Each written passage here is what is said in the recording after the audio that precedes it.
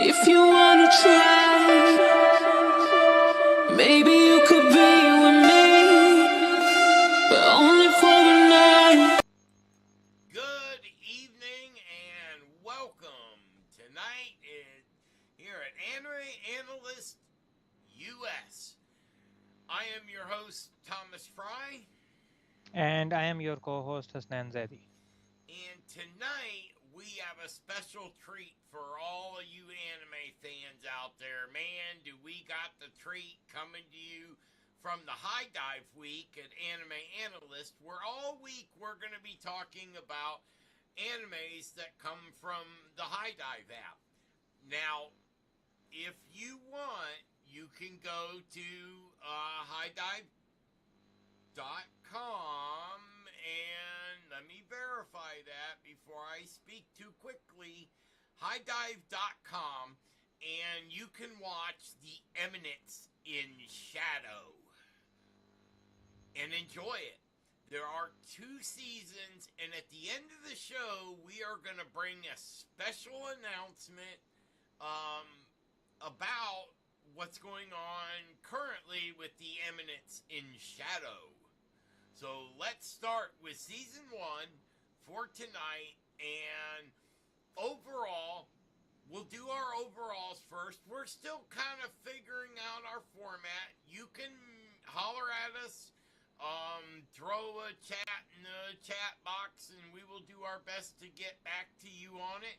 We are coming to you live from our new YouTube, Anime Analyst-US. Don't forget, we got Anime Analyst, PK. We got a Facebook, Instagram. We are getting it hooked up for you so we can give you all the news all the time about anime, and we will do reviews. We were talking about some other cool stuff we got coming, and we're going to do some separate videos, not live, that we'll do our top 10s, we'll do our worst anime, best anime, all that good stuff. So you got all that to look forward to. Don't forget to like, subscribe, and share our show. And don't mind me, I talk with my hands. So let's get right to the Eminence of Shadow. Now, my overall of season 1, I fell in love, like most people. This show was ranked 8.28 by Mao. That's myanimelist.net, and we can trust them. They are very good at giving us accurate information about how people feel. This thing is ranked 282, and for season 1, that's phenomenal. Anytime an anime is below 500 in the ranking, considering there's like 40,000 animes that are ranked, being under 500 is pretty good. This thing will grab you from episode 1 to episode 20. You will like it. I guarantee it. 750,000 people took the time to become a fan and vote on this. Now, the popularity ranking on season 1 is 596, and it's over 5,000 favorites. And that's really good considering, there's 400,000 current members. It's not even airing right now, and there's 500,000 people that are following the news of what's going on with the Eminence in Shadow. There's a game you can play right online, the Eminence in Shadow game, but we here at Anime Analyst will warn you it does cost a lot of money, so all you young kids, make sure you got your parents' permission, and all you older kids that work, sign over to that paycheck, but have fun anyway. It's a really fun game. This is a story about a kid named Sid Kaganu that in high school in Japan, he was not worried about friends. He wanted to be the Eminence in shadow. He don't like the public life. He kept to himself. He worked out constantly. And if you were not directly in relation to him working towards his goal, then he just off and walked right past you. And it showed in season 1, episode 1. It was hilarious. He kept pronouncing her name wrong so many times it made her mad. Yeah, but he get the names correct when he saves her. Yeah, well, he got it correct at the very after he saved her and she saw him the next day. He was respectful. He said her name properly. Her jaw dropped to the floor. Just like, what a 180 from this kid. Then she's like most people, oh, well, maybe I got this kid wrong. So then in his workout, we all know he gets hit by a truck. And that's kind of funny in its own way. He was trying to work on getting magic while living in Japan, and magic is not exactly real in our world. It is, and I know I'm going to get blasted in the comments for saying that, but I'm just saying overall 99% of people on this earth do not believe in magic. I know it's true, but it's not an everyday thing like it is in anime. So, let's get back to our story. Now, let me just back up one quick second here. Let me give you everything. This thing is sourced. It is finished airing. It came out in the fall of 2022. And why? Oh, that's 2. And sorry. I'm an idiot. I had the wrong screen up. I'm on the right page now. Fall of 2022. The producers, ATX, BSNT TV, Kadakawa. That's a big one. Everybody's familiar with that. The studio is Nexus. It was generated from a light novel. The genre is considered action, comedy, and fantasy. And the theme is isekai and reincarnation, which I always get confused how they list that, because to me the theme would be a fantasy world and the genre would be isekai and reincarnation. But isekai is reincarnation basically to a point. But you can be transported, but generally, so anyway, this is a rated R 17 plus, and we talked about the rankings earlier, how low or how high this thing is actually ranked. So the rated R 17 plus is listed for profanity and violence. Ain't none of that in this one, is there? Yes. All right, so now we got Sig growing up in a noble's land. They got a small town. It's a smaller community, not like the capital. And he finds out as he's growing up that he has magic, and that magic is strong. So he starts in raiding a bandit's hideout. He finds this big glob of whatever, and he figures, hey, well, nobody's claimed it. I killed all the bandits. I'm going to take this thing back and throw magic at it and see what happens. And out pops The Alpha. Alpha. Yes. I was getting my term. Never mind. Anyway, out pops Alpha, and what Sig thinks he's doing is making up a story to tell her.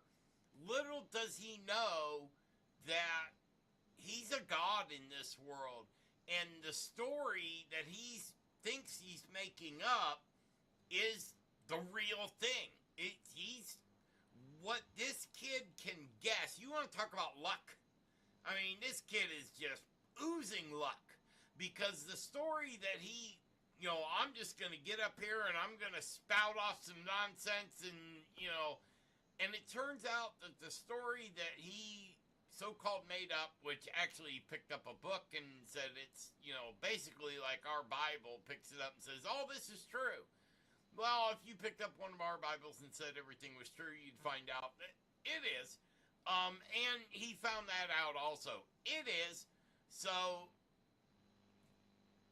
now, before I get too far into it, I kind of got ahead of my partner here, and I'm sorry about getting everything messed up in the beginning a little bit here, but I'm excited about this one, so I couldn't help it. What's your? I've took us to see. I've took us to episode 2. Give us your overall picture and take it from there a little bit. Okay, so I like the story and I like how he is doing the same thing that he was doing before he get hit by the truck. And the truck thing, I think like this is the most powerful weapon or equipment in the whole isekai world. Like every character get hit by a truck and wake up in another world where he has some powers there. And when he get to the fantasy world and he get powers, now he can do that what he wanted to do in the real life. Like he don't want to be a main character, he want to be a side character, stay in the dark and manage the things like how, and he do that really well. And one more thing that is little bit different, like how he is collecting money wherever he is looking and finding money, and he is just trying to Well, take that every bandit he takes out. I mean, look at how many of the characters that he helps out before they become important. He helped Rose when she was kidnapped. He got his sister back when she was kidnapped. He helps out Alexia. He even before the end of season 1, he even helps out what's Alexa's older sister? the one that he defeated her in the tournament, right? Yes. With girl with the red hairs. Yeah, she has the red hair, but I didn't have the I to me Sid's the MC, everybody else is supporting, and that's how it's built in this, but I always seem to forget her name, and shame Iris. And it's shame on me forgetting her name. He even and the way he helps her, he's actually an enemy of her, and that's how he helps her. Yeah, but he, if you go to the first season, he didn't help one character, the aunt of Alpha, who is looking for her niece, Well, Beatrice. The character's name is yeah, Beatrice. Like this. but she's the Sword King, so I mean, I kind of get he does a different type of help with her. I don't know if you've ever heard this. Old samurai guys from Japan will tell you from the first century of our life. Communication through swords is so much more meaningful than a conversation that you and I can sit down and have. And he earned her respect through that. Yeah, I get why he didn't, tell. He's not sure. He doesn't want any of his girls exposed. That's all his shadow world. That's his shadow world that he creates, that he loved. I mean, he went back and defeated a dragon and took over all the territory, which then that became the city of Alexandria, and that's Shadow Garden's home. They took over a whole city that was taken right out of our history, out of Greece. The Yeah, Roman like Empire is where that Alexandria was the capital of Rome, the Roman Empire, and that's his city. In this other world. Um, and I think there is some resemblance, not very much, but like if you see the story of Alexander the Great, like he was just going forward, conquering all the cities, and there was nobody that could match him at that time. Like he won right. every battle. Yeah, you And got a if we, good point there.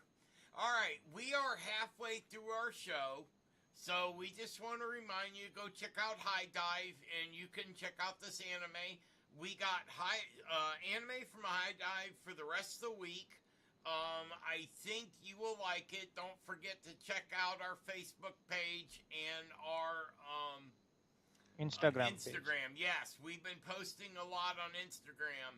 And I wanted to show you a few pictures that I have. I thought this one was great. This one has the girls in white. And because Sig is a huge believer in you do not wear you do not wear black during the day. He's a shadow guy and living in a shadow world, and you keep that at night where you wear black. And this one's from the part of the intro where they're standing on a building top and what looks like the building in New York where they all run to the one thing and jump off in it, and then that's where you see him with his red eyes flying through the sky. It's pretty cool, but I like when they show them in white. I like how he's particular on you only wear black at night and you wear white during the day. For him building shadow garden and then letting his underlings do whatever they want and lets them develop with the knowledge that he has passed to him, he just gives them free reign. Now, today is Wednesday, so we're going to be going on to season 2. Now, season 2 was 12 episodes. It was premiered in fall of 2023. Same light novel, same bat channel, same bat genre. So now season 2, it's at a much faster pace. So if you took all 20 episodes of season 1 and you condense them down into 12 shows, you're going to get what we see in season 2.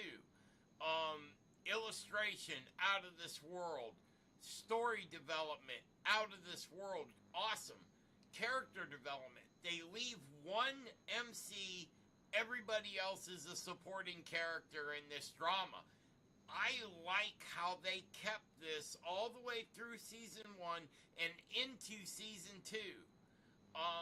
And season 2 starts with one hell of a death match between 4 very powerful people, 5 if you count the witch. And it goes at a lot faster pace. Now, which one? We'll do this right in the beginning. Which one did you like better, season 1 or season 2? I think I like season 1 better. Okay. But what do you think of season 2? Season 2 is, if we watch it other than season 1, like we cannot compare it to the season 1, because if we do that comparison between the same anime and same season, we will have some differences. But it carry on the ranking, like they take out the things, like they get more characters there at it, like they give time to the other characters also, like I think it's just because of the condensed format. It seems like they're adding a bunch, but I mean, they really only add like 5 characters. Everybody else it's a continuation of, season 1. It's just done at a faster pace, so the feel of it is completely different. And I think in season 2, they're trying to it's not that they added more characters, it's that they added more story from each supporting character, which makes it seem like, all of a sudden it paces really fast. So you got that first season, you got a comfortable pace, you can follow the story building, you can follow the world building, but in the second season, you pretty much have to watch it twice to even collect the whole story in your head as you're watching it. For me, I watched it 3 times. every one time I'd watch season one, which I've watched season one probably 4 or 5 times now, but I've had to watch season two, the basically like 6 times so I could catch up in my head who all is in this and what's really going on there.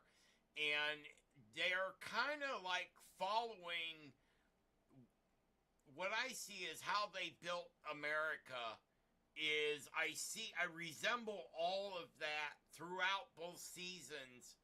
You know, they much of the season is concentrated on fiat currency, the housing bubble, the credit bubble, building, taking our malls, taking our clothes, taking everything from Japan, basically, in Sid's world, and moving it up to the screen and then inserting the story with some obvious, offshoots. And what do you think of that, their world religion that they had?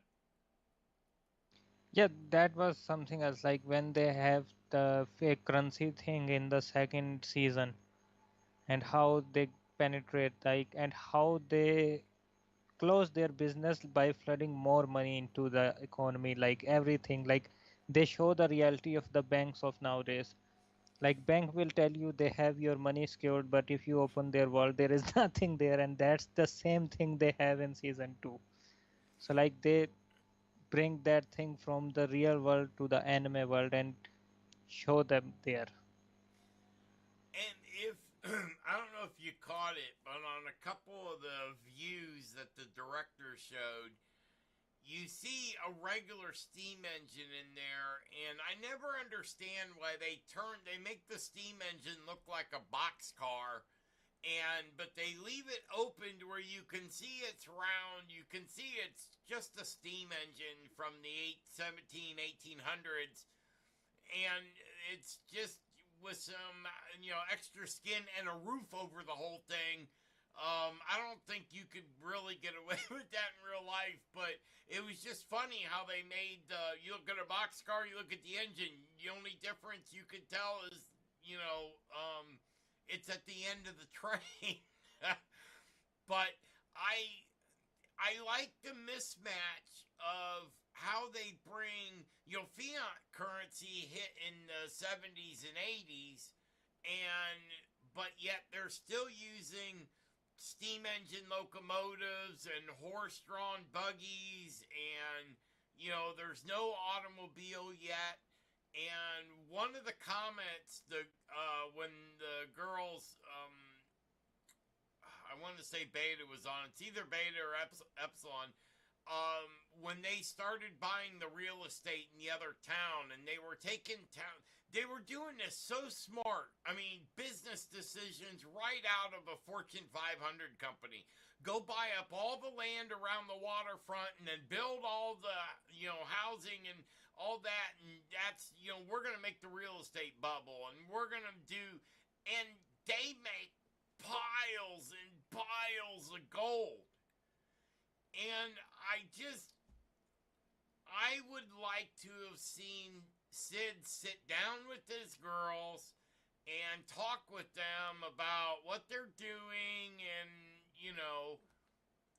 but he takes on a There is something like from his part, if you see, like he didn't talk to the girls, and he just like he could have trusted them, but he changed his identity and started another separate secret mission and Yep. didn't allow any of them that what he's doing and why he is doing.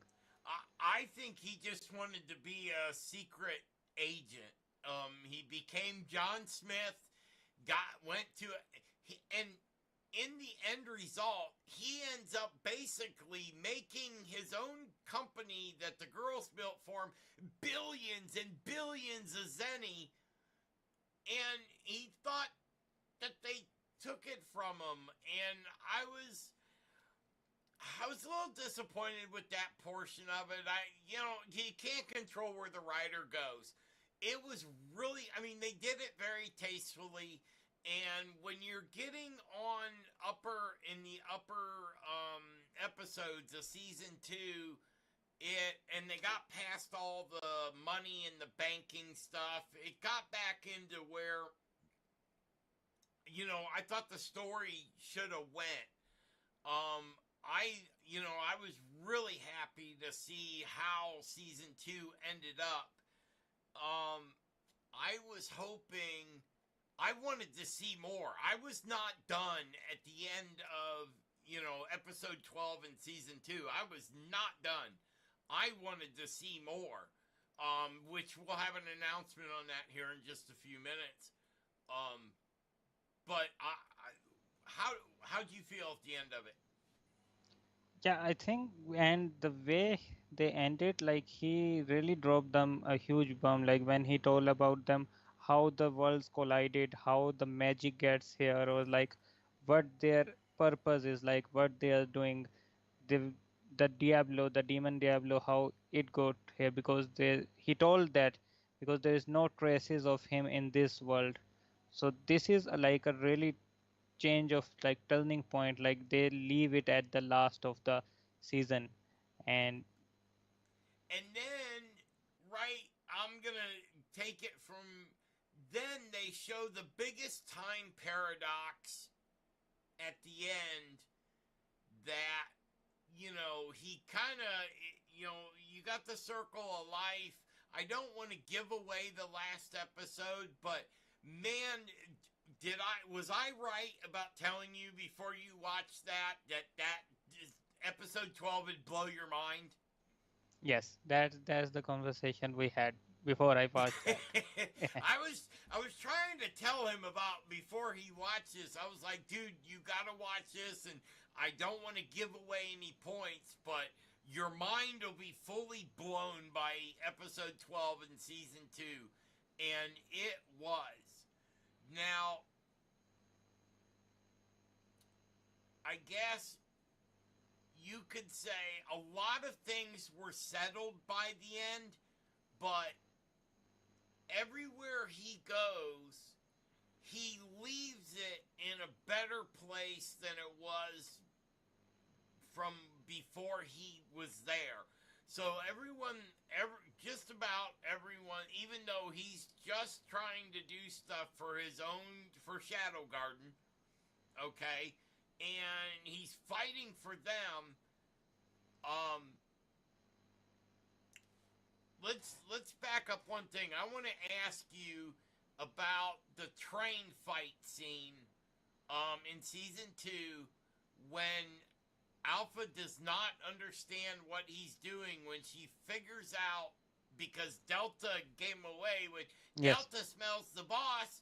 Delta doesn't like the smell of John Smith. Delta think, she was just like a and it, loyal little puppy. She recognized her master right away. No one else caught on to it.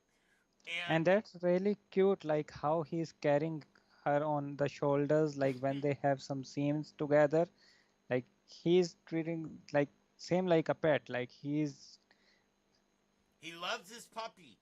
And then he